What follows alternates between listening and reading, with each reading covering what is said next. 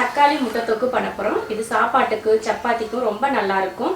ரொம்ப ஈஸியாக சீக்கிரமே செஞ்சு முடிக்கக்கூடிய ஒரு தொக்கு இது எப்படி பண்ணலாம் அப்படின்றத பார்க்கலாம். அதுக்கு முன்னாடி நம்ம சேனலை சப்ஸ்கிரைப் பண்ணாதவங்க சப்ஸ்கிரைப் பண்ணிக்கோங்க. பக்கத்தில் இருக்க பெல் பட்டனை ப்ரெஸ் பண்ணுங்க. அப்போ தான் நான் போடுற வீடியோவோட நோட்டிஃபிகேஷன் உங்களுக்கு வந்து சேரும். இப்போ முட்டை தொக்கு எப்படி பண்ணலாம் அப்படின்றத பார்க்கலாம். தக்காளி முட்டை கிரேவிக்கு தேவையானது என்னன்னு பார்க்கலாம். ஒரு பெரிய சைஸில் 3 தக்காளி எடுத்திருக்கேன். 4 முட்டை வேக வச்சு எடுத்திருக்கேன். இந்த ஸ்பூனில் அரை ஸ்பூன் இஞ்சி பூண்டு பேஸ்ட் எடுத்திருக்கேன். பெரிய வெங்காயம் 2 நீல வாக்கில் கட் பண்ணி வச்சுருக்கேன். மல்லித்தலை, கருவேப்பிலை. இதில் மசால் மல்லித்தூள் 1 ஸ்பூன், மிளகாத்தூள் 1 ஸ்பூன் எடுத்திருக்கேன். மஞ்சத்தூள் கொஞ்சம் எடுத்திருக்கேன். மிளகாத்தூள் நம்ம காரத்தை பொறுத்து அதிகம் கம்மி சேர்த்துக்கலாம். நான் காரம் அதிகமாக சேர்த்துக்கிறதுனால 1 ஸ்பூன் மிளகாத்தூளை எடுத்திருக்கேன்.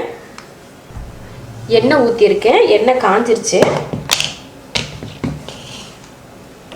அதில் கொஞ்சம் மஞ்சத்தூள், உப்பு, இதில் முட்டையை வறுத்து எடுத்துக்கலாம். இப்போ சும்மா கத்தி வச்சு இது போல் கீறிக்கோங்க.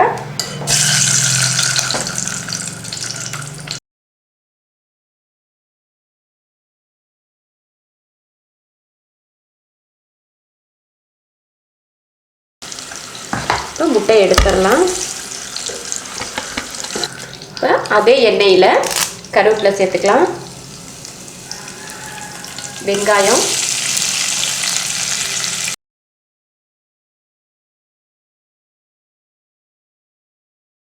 இப்போ தக்காளியை அரைச்சிக்கலாம்.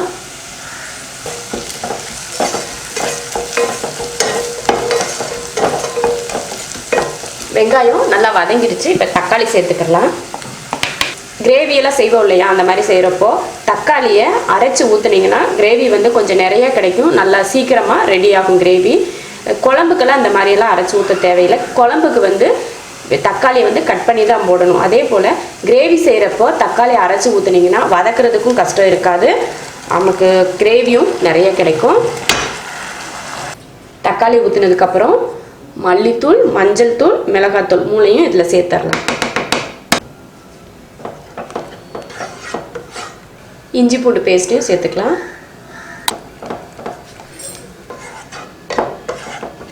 இப்போ எல்லாம் போட்டாச்சு.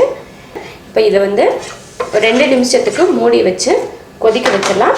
இதில் தண்ணி எதுவுமே சேர்க்கல, அந்த தக்காளியோட தண்ணி மட்டும்தான் இதில் இருக்குது. இப்போ இதை மூடி வச்சிடலாம். நல்லா ஒரு கொதி வந்ததுக்கப்புறமா முட்டையை இதில் சேர்த்துடலாம்.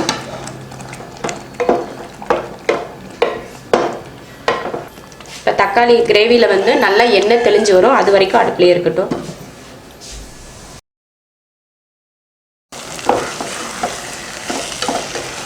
அவ்வளோதான், நல்லா எண்ணெய் தெளிஞ்சு வந்துருச்சு. நல்லா இருக்கிற தண்ணி மொத்தமாக வற்றிருச்சு. அவ்வளோதான், ரெடி ஆயிடுச்சு.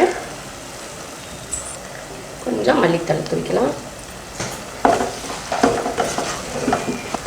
அவ்வளோதான், இப்போ அடுப்பை ஆஃப் பண்ணிடலாம்.